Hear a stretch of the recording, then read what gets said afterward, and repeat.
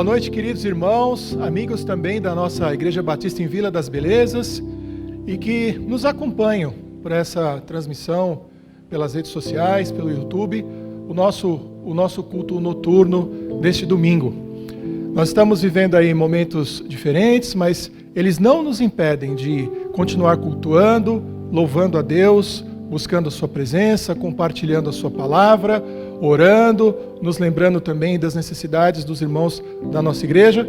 Por isso nós o convidamos a ficar conosco, a cantar conosco, a ler os textos bíblicos que forem sugeridos, a ouvir com atenção também a pregação da palavra de Deus e a manterem os seus corações sempre abertos para a voz e para a vontade de Deus. Eu convido você aí, onde quer que você esteja nesse momento, a curvar a sua cabeça, a fechar os seus olhos, para que juntos nós possamos orar, dando início ao nosso culto nessa noite. Pai, nós te agradecemos, ó Deus, no nome de Jesus, porque nada nos impede, ó Pai, de continuar cultuando e buscando, ó Deus, a Tua presença. Temos, ó Deus, a Tua palavra, o Teu Espírito Santo que habita em nós, o sacrifício do Teu Filho Jesus Cristo, que morreu pelos nossos pecados e que também nos sustentará, ó Deus, e nos guardará. Durante esse culto, ó Pai, buscaremos, ó Deus, juntos a Tua presença, ouviremos, ó Deus, a pregação da Tua palavra, oraremos, ó Pai, cantaremos, ó Deus, louvores ao Teu nome e queremos, ó Deus, exaltá-lo e glorificá-lo. O Senhor é um Deus de amor, é um Deus de justiça. Tememos, ó Pai, diante do Senhor e da Tua palavra e rogamos, ó Deus, por aqueles, ó Deus, que andam perdidos, ó Pai, sem conhecer Jesus Cristo e que por meio, ó Deus, dos nossos testemunhos, o testemunho de outros irmãos, pessoas possam entregar as suas vidas, possam se converter. Nos abençoa, ó Pai, durante todo esse culto, durante toda essa celebração. É a nossa oração, no nome do Teu Filho Jesus. Amém. Agora eu convido a conosco cantarmos um cântico de louvor e de adoração ao nosso Deus.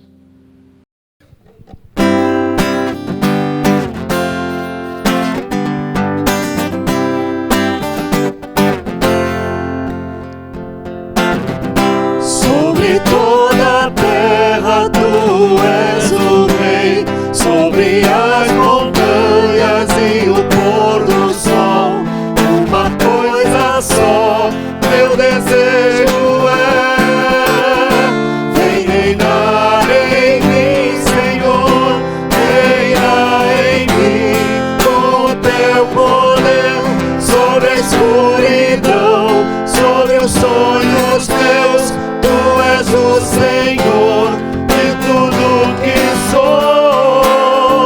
Vem reinar em mim, Senhor.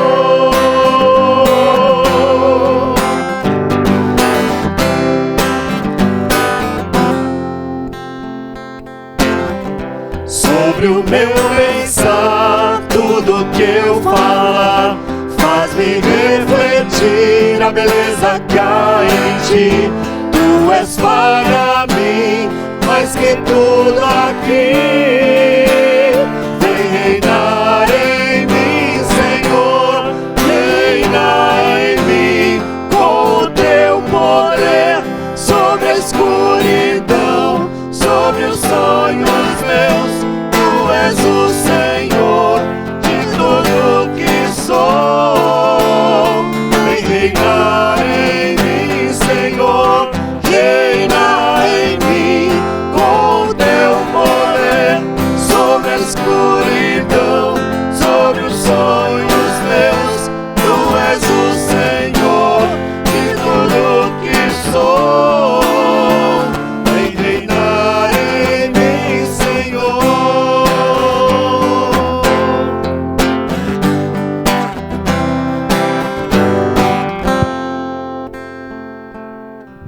Irmãos, como sempre fazemos nos nossos cultos presenciais, e não será diferente durante os nossos cultos online, nós reservamos um momento que é um momento bastante especial na vida da nossa igreja, quando nós oramos pelos pedidos. Quando os irmãos estão aqui, têm a oportunidade de ficar em pé para fazer os seus pedidos, também para manifestar a sua gratidão. E eu quero que nesse momento você aproveite aí na sua casa para lembrar dos seus pedidos de oração, lembrar também do que você tem de gratidão no seu coração, para juntos nós colocarmos diante do Senhor. E em 2 Crônicas, capítulo 7, versículo 14, diz assim: E se o meu povo, que se chama pelo meu nome, se humilhar e orar, e buscar a minha face, e se converter dos seus maus caminhos, então eu ouvirei dos céus, e perdoarei os seus pecados, e sararei a sua terra. De modo especial, nesses dias, nós vamos orar pela vida dos irmãos, vivendo de forma mais reclusa, para que possam remir o seu tempo, aproveitar bem o seu tempo. Vamos nos lembrar de maneira especial da vida dos nossos irmãos que trabalham no setor de saúde e que já têm uma vida com muitas dificuldades e com pressões e tendo uma responsabilidade ainda maior nesses dias de problemas. Orar pela vida dos muitos bebês que a nossa igreja tem recebido, e isso também é um motivo de muita gratidão e de muita bênção. Nós temos irmãos também enfermos, que precisam também das nossas orações, alguns aí se recuperando de cirurgias, outros ainda em tratamento. Vamos orar pela vida desses irmãos. E você também poderá orar e lembrar daqueles pedidos que nós trazemos, então, dos nossos cultos, das pessoas mais velhas que têm dificuldades de congregar conosco, oração pela Polícia Militar, oração pela Missão Batista Ilha do Bororé, pelos nossos missionários. Nós estamos aí no mês de março vivendo o mês de missões, então nós temos aí diversos motivos para orar. Então eu quero convidá-lo a curvar a sua cabeça, para colocarmos juntos esses pedidos diante de Deus, e você também lembre aí dos seus pedidos e também da gratidão que você carrega no seu coração pelas bênçãos recebidas na última semana. Vamos orar. Pai, nós somos gratos, ó Pai, por podermos buscar, ó Deus, a Tua presença. Conforme o texto que lemos, ó Pai, sempre que oramos, também nos humilhamos, ó Pai, diante do Senhor, por reconhecermos, ó Pai, os nossos pecados, as nossas limitações e o quanto, ó Pai, somos carentes, ó Pai, da Tua graça, do Teu amor e do Teu perdão. Te agradecemos porque o Senhor ouve, ó Deus, as nossas orações e nos tem atendido conforme, ó Deus, a Tua vontade. Nos ensina também, ó Deus, a pedir como convém, nos ensina também, nos orienta, ó Pai, na oração, para que, ó Deus, conforme a Tua vontade, ó Pai, haja também, ó Deus, esse desejo dos nossos corações. Oramos, ó Pai, pela vida dos profissionais de saúde da nossa igreja, que estão à frente, ó Pai, dessa grande batalha. Os livre, ó Pai, de adoecer, dê a eles também paciência e tranquilidade nesses dias difíceis. Te agradecemos, ó Pai, com todo o nosso coração, pelos diversos bebês, ó Pai, que a nossa igreja tem recebido, que tem nascido, ó Pai, nos últimos meses. Rogo pela vida dos seus pais, rogo pela saúde, ó Pai, de cada um desses bebês, e que eles possam crescer, ó Deus, com saúde física e com saúde espiritual.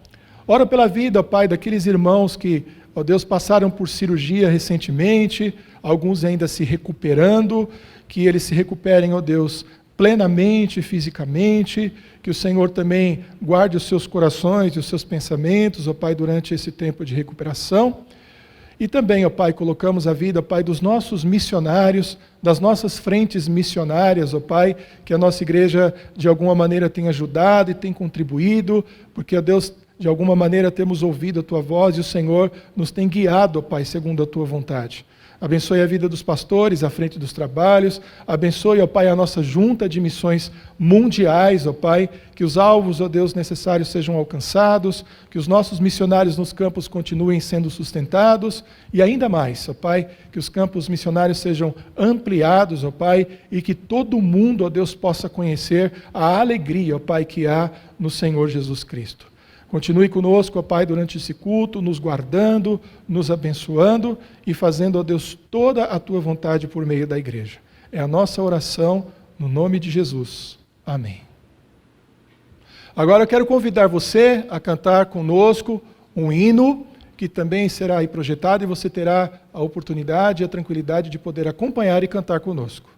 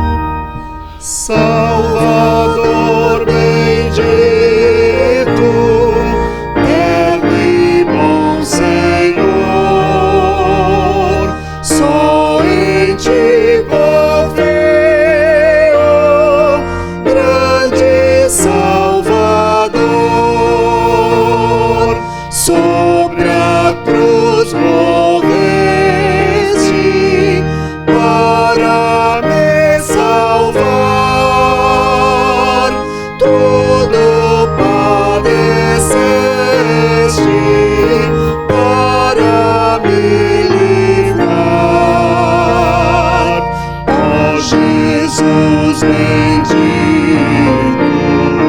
terno e bom Senhor, só em Ti confio, grande Salvador. Só em Ti confio, grande é Teu amor. Nunca desprezaste nenhum pecador. Todo que contrito já Te procurou, pela Tua graça salvação achou. Ó Jesus bendito, terno e bom Senhor, só em Ti confio, grande Salvador. Só em Ti confio, Salvador fiel. Nunca abandonaste, pois Teu Israel. Tua excelsa graça nunca faltará. O que em Ti confia não perecerá. Ó Jesus bendito, terno e bom Senhor, só em Ti confio, grande Salvador.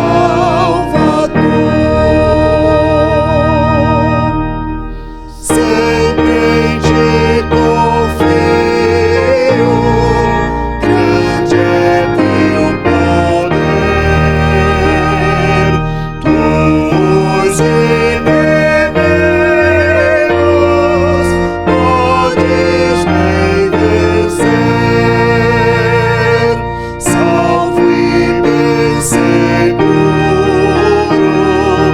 leva-me, Senhor, sempre protegido pelo Teu amor. Ó Jesus bendito, terno e bom Senhor, só em Ti confio, grande Salvador.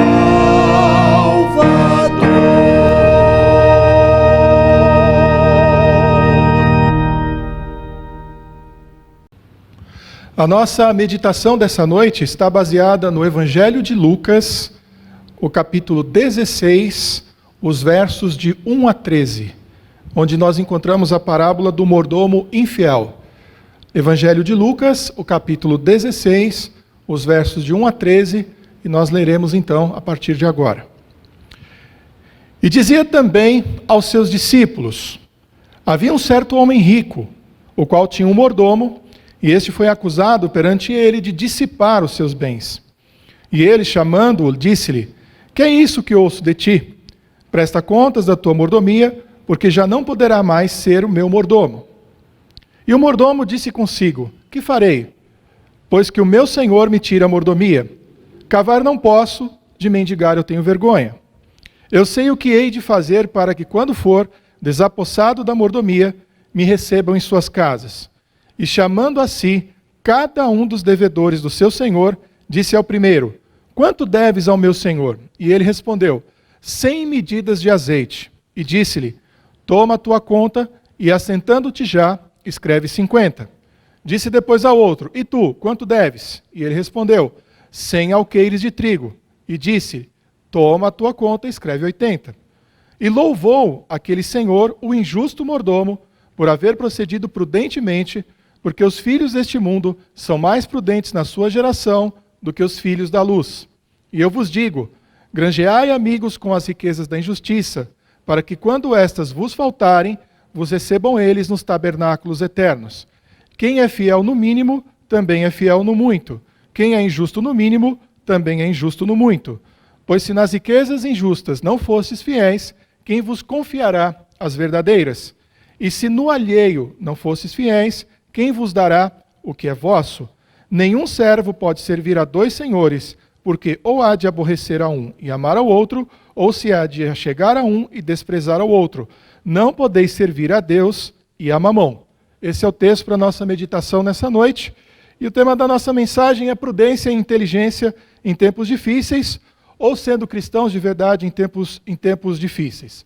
Nós estamos, e não podemos negar, irmãos, vivendo um momento totalmente novo, não só na história da nossa igreja, da nossa cidade, do nosso país, mas vivendo um momento totalmente novo na história da humanidade. Em todo o mundo, nós passamos por um momento difícil com esse problema do coronavírus, e nós devemos, na minha visão, nos considerarmos como pessoas abençoadas e temos uma chance sem igual, nesse momento, de mostrar a nossa fé e de pregar o Evangelho.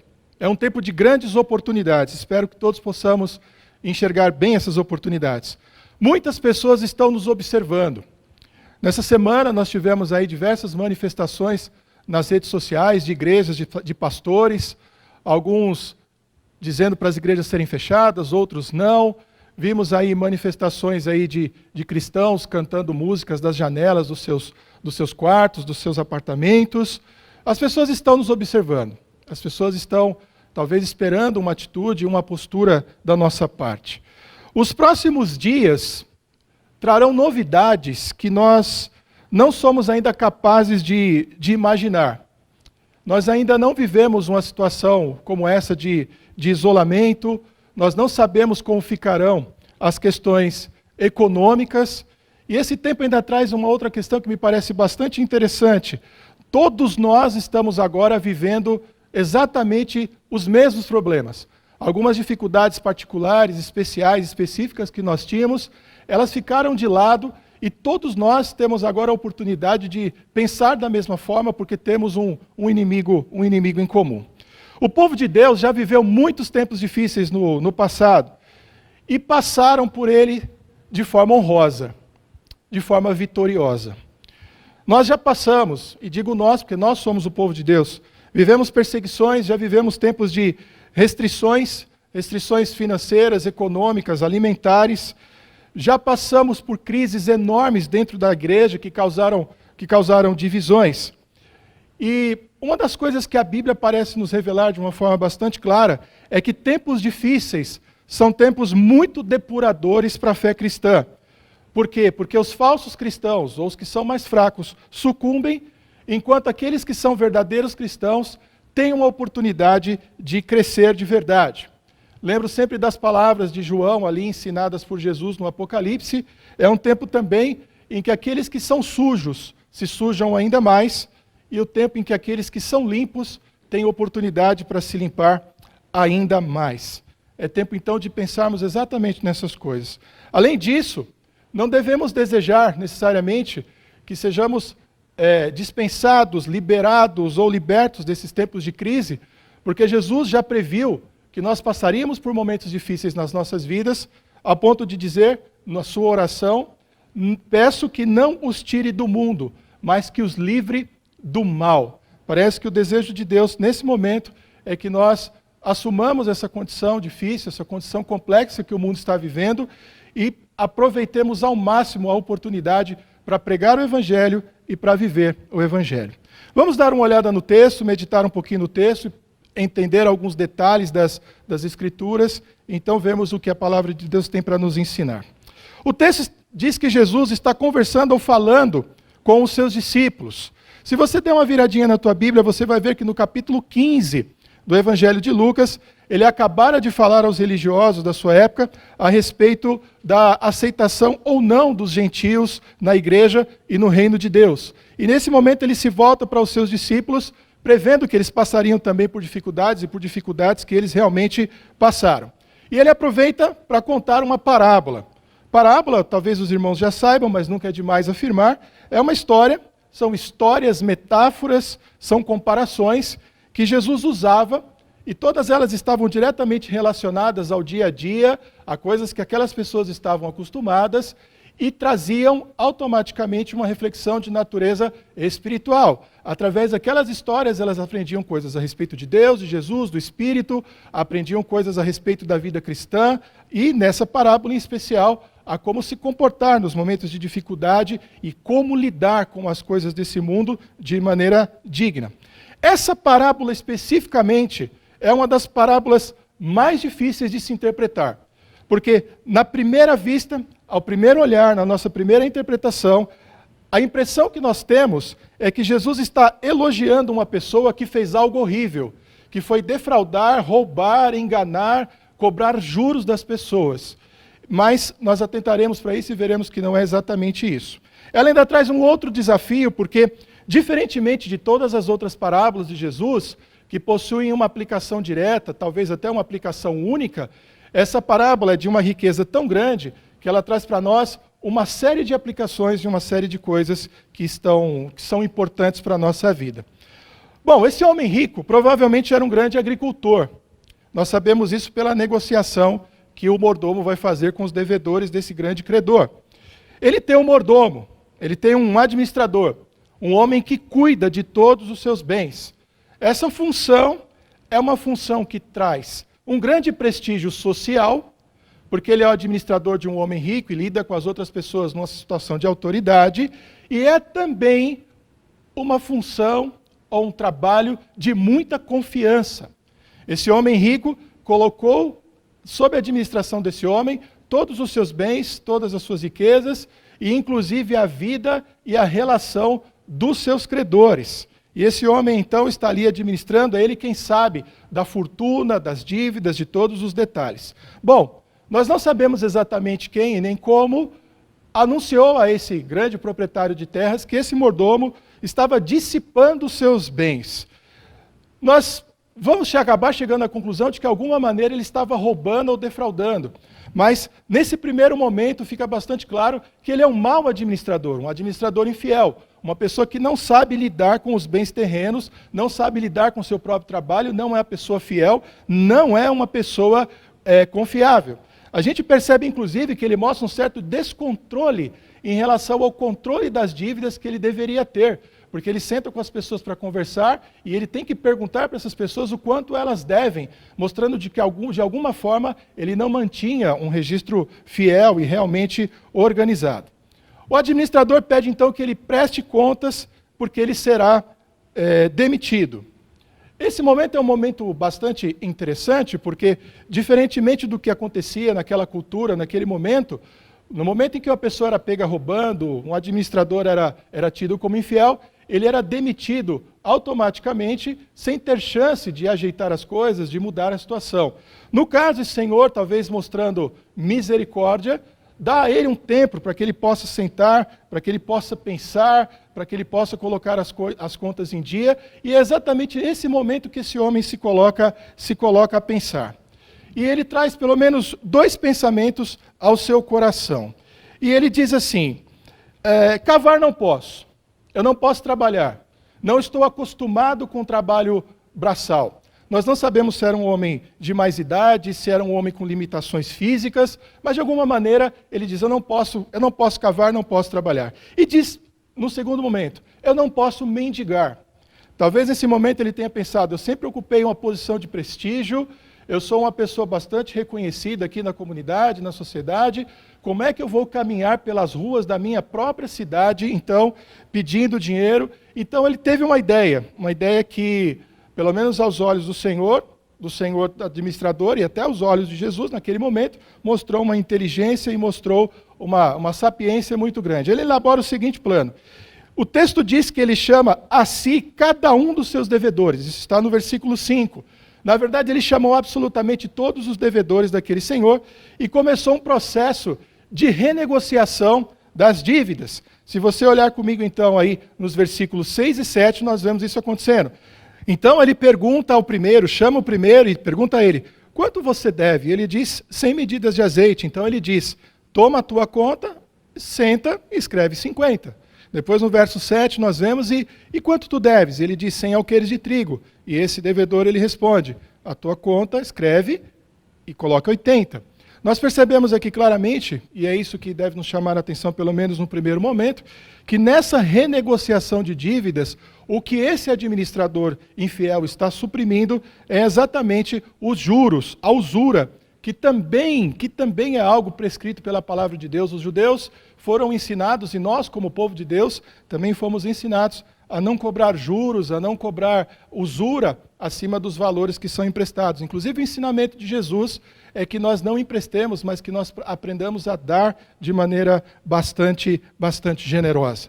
E é o momento, então, que o Senhor, daquele mordomo infiel, daquele administrador infiel, o louva por ter procedido de forma prudente, por ter sido inteligente, pensando no seu futuro, pensando em como ele ficaria depois do seu desemprego. E é então que surge talvez o ponto alto desse texto, que é exatamente o versículo 8, quando diz, porque os filhos deste mundo são mais prudentes na sua geração do que os filhos da luz. É exatamente à luz desse versículo que nós compreendemos que o texto não está louvando a desonestidade, que o texto não está louvando a sagacidade perniciosa das pessoas, o texto não está louvando ladrões, roubadores, aproveitadores, mas pelo contrário, Jesus está usando a relação de um homem injusto dentro de uma geração injusta por sua inteligência e dizendo que os filhos da luz, nós que somos crentes, nós que somos filhos de Deus, devemos agir também de forma prudente e fiel na nossa geração. Então, é a partir do versículo 9, como eu já disse anteriormente, é um texto que traz uma grande quantidade de aplicações, ao contrário de outras parábolas, algumas bastante intrigantes também. Então, a partir do versículo 9, é que nós vemos Jesus aplicando aos seus discípulos e à vida dos seus discípulos os ensinamentos que essa parábola nos traz. A primeira delas, obviamente, aparece no verso 8, e ela é aquela que desvenda a história, essa história desconcertante que é Jesus elogiando, ou parecendo elogiar uma pessoa astuta, uma pessoa que rouba, uma pessoa que procura tirar vantagem da situação. Em Mateus 10, no capítulo 10, no versículo 16, Jesus diz o seguinte também para os seus discípulos, para que eles sejam simples como são as pombas e prudentes como são as serpentes. Nós aguardamos a nossa redenção em Cristo Jesus, porque nós somos cidadãos dos céus. Mas enquanto nós estamos aqui na terra, enquanto nós vivemos aqui, nós devemos viver de um modo agradável a Deus, trabalhando para o bem de todos, trabalhando para o bem à nossa volta, mas sabendo que o mundo que nos rodeia nos odeia. É isso mesmo. O mundo que está à nossa volta, o mundo em que vivemos, é o mundo que nos odeia. A prudência que Jesus espera dos seus seguidores exige que eles conheçam os princípios que regem esse mundo, mas, acima de tudo, os princípios que regem o reino de Deus e entrem em choque com esse mundo. Ou seja, esse mundo não consegue admitir a ideia de um Deus justo e de um Deus criador, odeia esse Deus justo, odeia esse Deus criador, odeia o seu Filho Jesus Cristo e, portanto, também nos odeia. Após a subida de Jesus aos céus, os discípulos também foram instados, provocados a mostrar toda a sua astúcia e toda a sua inteligência. E é nesse sentido que essa parábola procura nos provocar. Eles foram capazes, por exemplo, de detectar mentiras. Eles eram capazes de saber quando alguém estava mentindo ou quando alguém não estava mentindo. Eles falavam a verdade com inteligência. Eles aprenderam a cuidar uns dos outros. Eles aproveitaram os momentos maus e de perseguição para se aprofundarem no conhecimento de Deus e no conhecimento da sua palavra. Por meio das provações, eles aprenderam a se tornar cada vez mais perseverantes, sofrendo afrontas e lidando com pessoas afrontosas. Eles aprenderam a responder com paciência, de maneira equilibrada, de maneira bem temperada, como diz Pedro. Eles aprenderam também a fugir quando era necessário, a recuar quando era necessário, a ficarem calados quando era necessário. Pense nesse tempo que nós estamos vivendo, em que todos estão afoitos para falar, todos estão afoitos para, postar vídeos, todos estão afoitos para dar as suas opiniões. É exigido de nós tranquilidade, é exigido de nós sobriedade. Nesse tempo que, inclusive, muitos irmãos acabam aí fazendo coisas que nós não aprovamos, e essas coisas são usadas para nos acusar, o que é exigido de nós? Uma defesa ferrenha, um combate ferrenho? Não. É exigido de nós sabedoria, palavras temperadas com sal. Nesse momento, em que em breve talvez pessoas fiquem desesperadas por causa das suas dificuldades, por causa do desemprego, por causa de uma queda de renda, o que é exigido da nossa parte? Talvez nós, como cristãos, sejamos chamados a sermos doadores, a sermos cooperadores, a de alguma maneira estarmos ainda mais abertos e ainda mais dispostos a ajudar as pessoas. Veja comigo o verso 9. O verso 9 é igualmente intrigante. Ele diz assim: granjeai amigos com as riquezas da injustiça, para quanto essas vos faltarem, vos recebam eles nos tabernáculos eternos. O que isso significa? O que isso significa? Jesus aqui dá a medida do que nós devemos aprender a fazer com os nossos bens terrenos. O que fazer com os nossos bens terrenos? Façam amigos. O administrador infiel fez amigos com a eliminação dos juros, ou seja, com o dinheiro ele fez amigos. Entretanto, quando Jesus fala aos seus discípulos, ele dá um passo além. Ele dá um passo além. Ele relaciona a posse dos nossos tesouros na terra, que o ladrão rouba, que o tempo enferruja, que as traças comem, mas Jesus nos ensina a juntar tesouros no céu. Então a compreensão, pelo menos para mim, me parece bastante simples. Do mesmo modo que os filhos do mundo se esforçam e põem a sua mente para funcionar, para ganhar, para conquistar amizades profundas ou amizades mundanas, trabalhem por sua eternidade, desejem o céu, trabalhem de maneira a serem bem recebidos nas mansões eternas. Eu acho que uma referência bíblica interessante que nós temos a respeito disso é Estevão.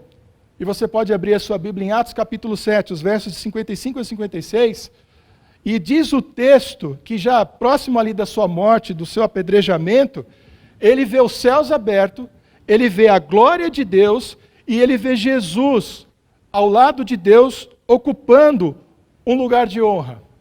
Eu acho que essa passagem ilustra o que Jesus está tentando nos trazer no versículo 9. Veja como os filhos desse mundo se esforçam por sucesso. Veja como os filhos desse mundo se esforçam por dinheiro, por fazer amigos desse mundo, por fazer festas de arromba. Tenham a mesma dedicação e o mesmo esforço para fazer amigos no reino, para juntar tesouros no céu, para entrarem de maneira gloriosa nos céus. Leiam suas Bíblias, orem, ajudem as pessoas. Sejam pessoas pacíficas em tempos de guerra. Sejam pessoas provedoras em tempos de dificuldade, em tempos de escassez. Veja o verso 10. Quem é fiel no mínimo também é fiel no muito. Quem é injusto no mínimo também é injusto no muito. Ser fiel nas pequenas coisas. O que são as pequenas coisas? O texto especificamente nos fala de trabalho, nos fala de ser confiável e nos fala a respeito de fazer amigos. Nós não podemos ignorar a importância de absolutamente nada daquilo que fazemos nesse mundo. Nesse tempo em que você está recluso, nesse tempo em que você está em casa, que você está tendo um tempo para pensar, um tempo para usar o seu tempo de maneira de maneira equilibrada, remir o seu tempo, como diz a palavra de Deus, é hora de pensar a respeito do que fazer neste mundo, de como ser fiel neste mundo, de como usar essas oportunidades escassas que nós temos para fazer o bem. Nesses dias a gente tem falado muito da oportunidade que temos de resgatar a comunhão familiar, de voltar a fazer, para aqueles que não fazem, o culto doméstico. As grandes oportunidades que os cristãos terão de finalmente abrirem as suas Bíblias para ler. O tempo que nós teremos a mais para a oração. Quem sabe um uso ainda mais racional das redes sociais, porque elas se tornaram agora o nosso instrumento de comunhão, de comunicação. É a maneira como trocaremos ideias, é a maneira como mandaremos notícias ao nosso respeito. Usar todas as coisas de modo fiel é um momento, é o que Jesus nos convoca a fazer. Vejamos agora os versos 11 e 12. Ele diz assim: pois se nas riquezas injustas não fosses fiéis, quem vos confiará as verdadeiras? E se no alheio não fosses fiéis, quem vos dará o que é vosso? Essa é uma das passagens intrigantes, porque Jesus diz: e se nas riquezas injustas não fosses fiéis? Há várias interpretações, e nós vamos, pelo menos nesse primeiro momento, nos limitar a duas delas, que são as mais importantes. As riquezas injustas deste mundo, pode ser toda a riqueza deste mundo, porque ela traz em si a marca do pecado ou a sua efemeridade, ou seja, o fato de que ela é passageira e de que ela acaba. Ou ainda pode ser uma interpretação que todo o dinheiro e toda a riqueza desse mundo traz em si, ou traz no seu lastro, no seu rastro, no seu caminho, algum tipo de injustiça que foi feita. O fato é que Jesus afirma que, por meio da forma como nós lidamos nesse mundo com as riquezas e com os bens deste mundo, seremos julgados na eternidade, recebendo ou não os tesouros eternos. Olha que interessante.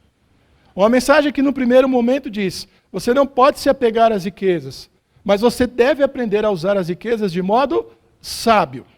Há muitos que ensinam, a partir da interpretação de que todas as riquezas e de que todos os tesouros desse mundo, de alguma maneira, trazem em si o pecado, a pecaminosidade ou a efemeridade, o fato de que eles passam, a oportunidade de que, uma vez que essas riquezas, esses bens, essas questões venham à mão dos cristãos, o seu bom uso, de alguma maneira, a santifique.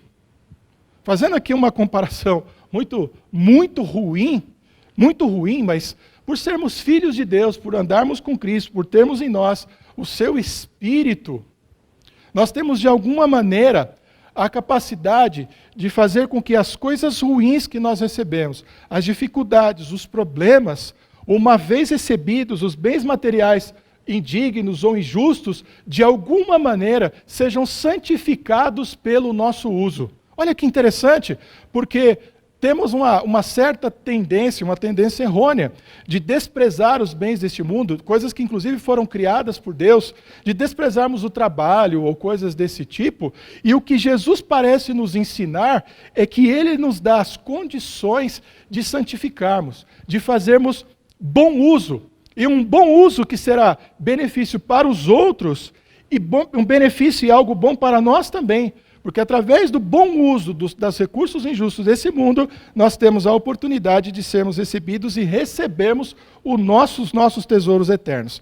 E finalmente, o versículo 13, que é um versículo bastante conhecido da Bíblia, principalmente pelo trecho que diz: não podeis servir a Deus e a mamon, ou não podeis servir a Deus e a riqueza. Mais uma vez, Jesus reforça a necessidade de que sejamos fiéis. Na verdade, ele exige fidelidade e exclusividade do seu senhorio sobre as nossas vidas, mostrando a impossibilidade que nós temos de servir a dois senhores.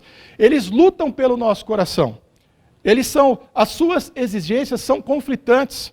Aqueles que querem a riqueza, querem o sucesso, querem a fama, obviamente, eles lidam com questões que são conflitantes com os pontos de vista, com as necessidades, com as coisas que nos são ensinadas por Jesus. Bom, o que a gente pode aprender com um texto desse, que já traz por si só tantos desafios, tantas riquezas e tantas aplicações?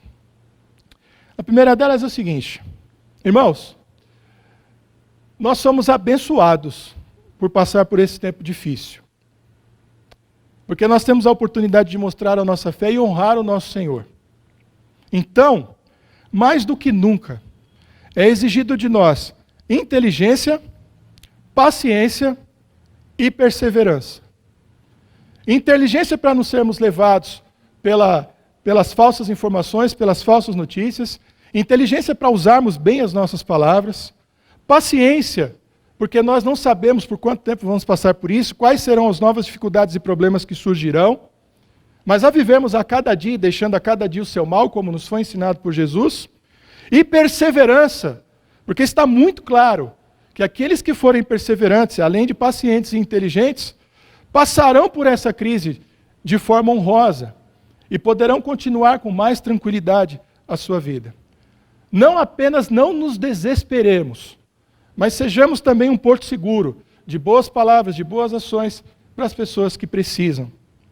Uma segunda coisa, pela fé e com conhecimento bíblico de verdade, é que nós vamos fazer diferença nesse tempo que nós estamos vivendo. As pessoas já estão nos procurando, elas já querem entender o que está acontecendo. Elas já estão nos pedindo oração. Elas já estão abrindo as suas vidas, elas estão precisando ter com quem conversar. Isso não é hora de palavras torpes, não é hora de incentivos de natureza barata.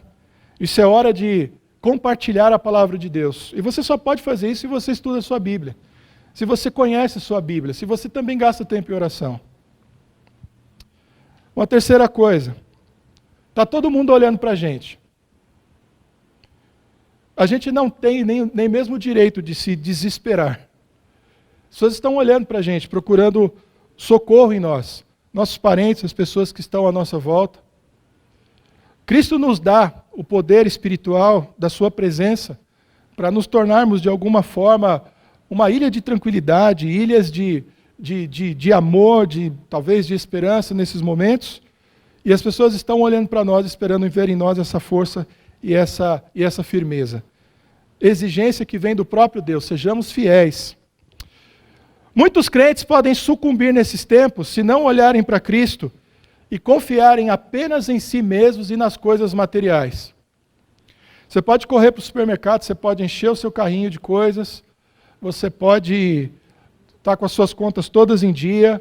Espero que você não passe por problemas materiais na sua vida, mas as nossas provações não serão apenas de natureza material. As nossas provações serão, sobretudo, de natureza espiritual, e diria até emocional. Eu espero que as nossas orações estejam aumentando ainda mais nesse tempo. E mesmo depois de passar dessa crise, isso sirva de uma grande lição de que a gente sempre deva cuidar com o máximo de integridade e de vontade da nossa vida espiritual. Uma quinta coisa.